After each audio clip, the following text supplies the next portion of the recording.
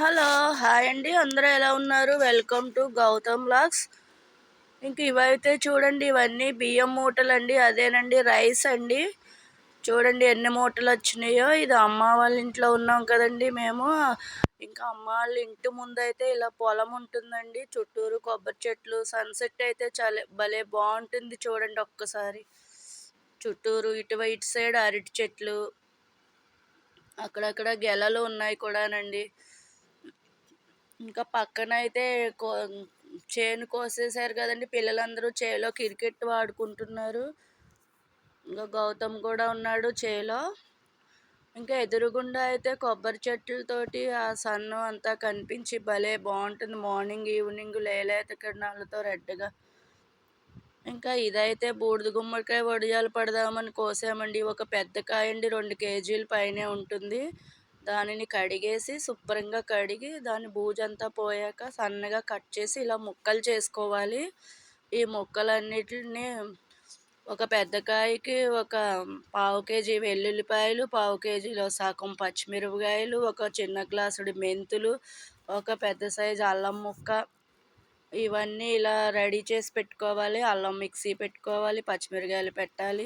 బూడిద గుమ్మాయి మధ్యలో వచ్చిన గుజ్జండి ఇది. గుజ్జుని వేరే వడియం పెడదామని పక్కన పెట్టుకున్నాము. ఇవి అన్నిటికీ తగినంత ఉప్పు, పసుపు వేయాలి. ఇంకా ఇదైతే ఒక పెద్ద గ్లాసుడు సగ్గుబియ్యాన్ని కూడా పొడి పొడిగా నానబెట్టుకుని ఉంచుకోవాలి. ఇవన్నిటిని కలిపి ఇలాగా ఒక అర కేజీ ముక్కలనైతే అన్ని క్లాత్లో కట్టేసి ఇలా పెద్ద రాయిని బరువు పెట్టాలి. అలా బరువు పెడితే ఆ ముక్కల్లో ఉన్న వాటర్ అంతా బయటకు వచ్చేస్తుంది. ముక్కలు పొడి పొడిగా ఉండాలి. ఒక అర కేజీ మినపప్పు పడుతుంది. ముందు రోజు నైటే నానబెట్టుకుని ఇలా రుబ్బుకుని గట్టిగా ఆ పిండిని అల్లం వెల్లుల్లి పేస్ట్, పచ్చిమిరపకాయలు, వెల్లుల్లిపాయలు, జీలకర్ర, ఉప్పు, పసుపు అన్నీ వేసి కలిపి ఇలా చిన్న చిన్నగా మనకు సరిపడి వడియాలు పెట్టుకోవాలి. వడియాలు అయితే బాగానే ఆరిపోతున్నాయి. 2-3 రోజులు పడుతుంది ఆరటానికి. ఇంకా మధ్యలో ఉన్న గుజ్జు ఉంది కదండి, ఆ గుజ్జును కూడా ఇలా కొంచెం ఈ మసాలా పేస్ట్ వేసి ఇలా చిన్న చిన్నగా వడియాలు పెట్టాము. ఇది పులుసుల్లోకి అయితే బాగుంటాయి. ఈ పెద్ద వడియాలు అయితే ఆయిల్లో వేపుకోవాలి. ఇంకా అదేనండి వడియాలు. ఇంకా పెరుగు అయితే తోడుకుంది ఎప్పుడు. ఇంకా నెయ్యి. ఇంకా వంట ఏమిటో చూద్దామండి. ఇంకా బాయిల్ ఎగ్, బాదం గింజలు ఇచ్చేసింది గౌతమ్కి నాకు అయితే.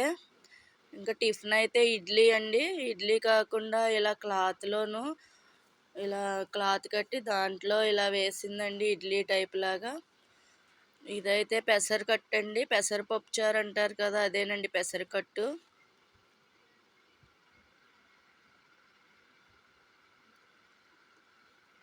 ఇంకా టీ తాగడానికి అక్కడ పెట్టుకున్నాను. ఇంకా కూర అయితే అమ్మ చేపలు ఇగురు వండిందండి. మన పులుసు వండినప్పుడు ముక్కలు ఉంటే అది ఈరోజు ఇగురు వండింది. ఇంకా ఇదైతే రైస్ వేడిగా వండేసి థర్మాకోల్ బాక్స్ పెడుతుంది కదా, పెట్టేసింది.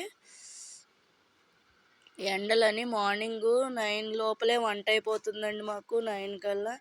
ఇంకా గౌతమ్కి బాగా దగ్గు వస్తుందని దగ్గు సిరప్ తెప్పించాము. దీన్ని పడుతున్నాను బాగా. నైట్ టైంలో దగ్గుతున్నాడు, అందుకు వాడి కోసమని దగ్గరకు తెప్పించి పడదామని చూస్తున్నాను. పిలుస్తుంటే రావట్లేదు, పట్టాలి.